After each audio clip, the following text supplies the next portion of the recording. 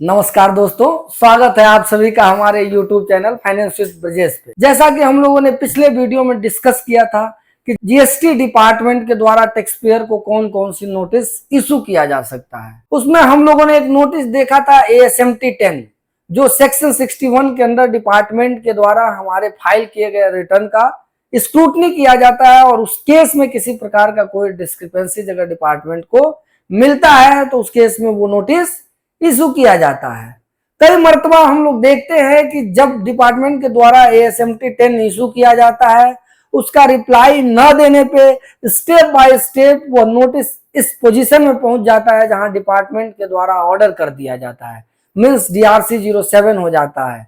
जो डिपार्टमेंट ने स्क्रूटनी करके डिस्क्रिपेंसीज फाइंड आउट किया है उसको डिपार्टमेंट फाइनल मोहर लगा देती है और उसमें डिपार्टमेंट के द्वारा इंटरेस्ट और पेनाल्टी आपके ऊपर इम्पोज कर दिया जाता है। तो आज हम लोग इस चीज को समझेंगे कि ASMT 10 से DRC 07 तक का पूरा प्रोसेस क्या है। तो आइए हम लोग स्टार्ट करते हैं और एक एक प्रोसेस को समझते हैं।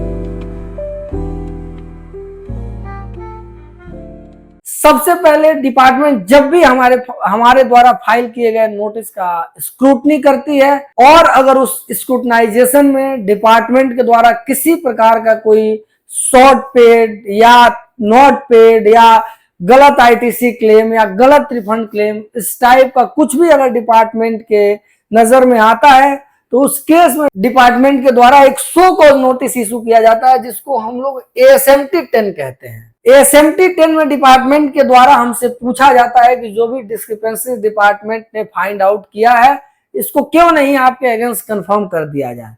उस केस में अगर आपको लगता है कि नहीं डिपार्टमेंट ने गलत डिस्क्रिपेंसीज फाइंड आउट किया है तो उस केस में आप डिपार्टमेंट को रिप्लाई दे सकते हैं विथ सपोर्टिंग डॉक्यूमेंट, जो जिसका legal provision section 61 sub section 1 है। और जिस दिन ASMT 10 इशू होता है उसके 30 दिन के अंदर आपको प्रॉपर सपोर्टिंग डॉक्यूमेंट के साथ रिप्लाई सबमिट कर देना होता है और ये दोनों प्रक्रिया ऑनलाइन होना है। मींस ASMT 10 भी आपको ऑनलाइन पोर्टल पे मिलेगा और पोर्टल पे ही आपको जवाब भी दे देना है। अगर आप जवाब नहीं देते हैं और डिपार्टमेंट को लगता है कि कोई शॉर्ट पेड या नॉट पेड या रॉन्ग ITC क्लेम या रॉन्ग रिफंड क्लेम का केस है तो उस केस में डिपार्टमेंट आपको एक प्री शो कॉज नोटिस देती है, जिसको हम लोग DRC 01A कहते हैं। और DRC 01A इशू होने के 7 डेज के अंदर आपको अपना रिप्लाई दे देना है कि डिपार्टमेंट ने जो भी डिस्क्रिपेंसीज फाइंड आउट किया है वो गलत है। और अगर आपको लगता है कि नहीं जो भी डिस्क्रिपेंसीज फाइंड आउट की गई है वो सही है तो उस केस में आपको जो भी टैक्स आपके अगेंस्ट बनता है उसको पे कर देना है, जो भी इंटरेस्ट बनता है उसको आपको पे कर देना है। अगर आप DRC 01A के स्टेज पे भी अगर आप अपना रिप्लाई सबमिट नहीं करते हैं या जो भी आपके अगेंस्ट टैक्स लगा हुआ है अगर आप उससे एग्री हैं और नहीं जमा करते हैं तो उस केस में आपके against final show cause notice issue कर दिया जाएगा, जिसको हम लोग DRC 01 कहते हैं। और final show cause notice issue होने के बाद आपको 30 डेज के अंदर अंदर रिप्लाई देना है डिपार्टमेंट को। अगर आप 30 डेज के अंदर डिपार्टमेंट को रिप्लाई नहीं देते हैं तो उस केस में विद इन 3 मंथ आपके अगेंस्ट ऑर्डर कर दिया जाएगा, मींस DRC 07 हो जाएगा। और अगर आप DRC 01 के अगेंस्ट अगर आप अपना रिप्लाई सबमिट करते हैं तो इस बात की भी संभावना है कि डिपार्टमेंट आपको पर्सनल हियरिंग का मौका दे सकता है। अगर डिपार्टमेंट को लगता है कि पर्सनल हियरिंग से कुछ इंफॉर्मेशन आपसे फाइंड आउट करना है या कुछ क्लैरिफिकेशन आपसे लेना है तो उस केस में आपको एक पर्सनल हियरिंग का मौका दिया जाएगा। या अगर आप रिक्वेस्ट करते हैं डिपार्टमेंट से कि हमको एक पर्सनल हियरिंग दिया जाए तो उस केस में भी डिपार्टमेंट आपको एक पर्सनल हियरिंग दे सकती है। अगर ये जो भी प्रोसेस आपने समझा, अगर इस स्टेज पे आपने रिप्लाई नहीं दिया या रिप्लाई दिया और डिपार्टमेंट आपके रिप्लाई से सेटिस्फाइड नहीं हुई तो उस केस में आपके अगेंस्ट ऑर्डर पास कर दिया जाएगा। और इस ऑर्डर के पास होने के बाद से जो भी ऑफिसर ने ऑर्डर पास किया है उसके पास एक और मौका रहेगा, जिसको हम लोग रेक्टिफिकेशन कहते हैं।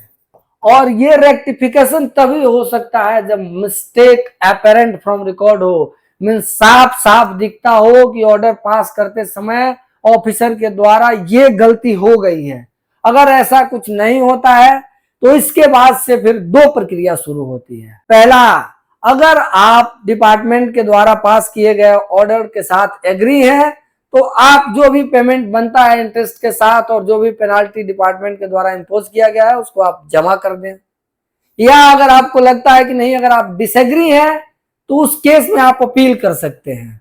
लेकिन ध्यान रखना है, अगर आपने इस ऑर्डर के पास होने के 3 मंथ के अंदर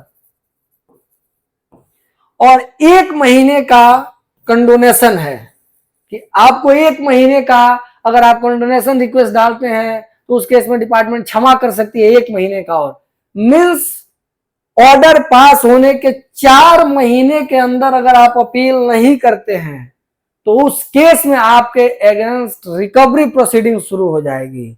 अब रिकवरी प्रोसीडिंग कैसे होगी इसको हम लोग देखते हैं। रिकवरी प्रोसेस क्या है? रिकवरी प्रोसेस के केस में सबसे पहले आपका प्रॉपर्टी अटैच किया जाएगा और इसी क्रम में आप लोग देखते हैं, कई बार आप लोग सुनते हैं कि किसी एक व्यक्ति का बैंक अकाउंट अटैच कर दिया गया है डिपार्टमेंट के द्वारा।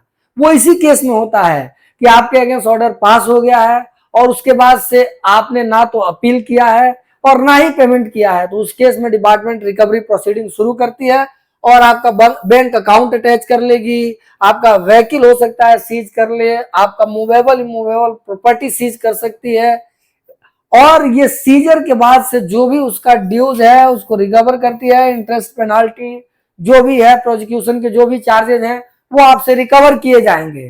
तो ध्यान रखना है, अगर कभी भी आपके अगेंस्ट ASMT 010 होता है तो उसका उचित रिप्लाई उचित समय पे दें, या जो भी नोटिस हम लोगों ने डिस्कस किया इसको सही समय से रिप्लाई देना है। इसका प्रोसेस आप समझिए, ASMT 10 इशू होने के 30 दिन के अंदर आपको रिप्लाई दे देना है। अगर आप रिप्लाई नहीं देते हैं, DRC 01 इशू हो जाता है तो उस केस में 7 दिन के अंदर रिप्लाई दे देना है।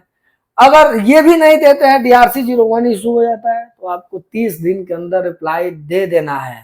अगर ये भी नहीं करते हैं और अगर DRC 07 इशू हो जाता है, मीन्स ऑर्डर हो जाता है आपके खिलाफ, तो उस केस में आपको समय से अपील फाइल कर देना है। अगर आप डिसएग्री हैं तो और एग्री हैं तो आप जमा कर दें, अदरवाइज इसमें 100% तक की पेनाल्टी हो सकती है। जो भी आपका टैक्स अमाउंट है उसका 100% तक पेनाल्टी हो सकता है। तो इस वीडियो में हम लोगों ने डिटेल GST ASMT 10 से DRC 07 तक के GST नोटिस का प्रोसेस समझा। इसमें मुझे नहीं लगता किसी प्रकार का कोई कंफ्यूजन होगा। अगर कोई कंफ्यूजन रहता है तो कमेंट बॉक्स में जरूर बताएं हमें। Thank you.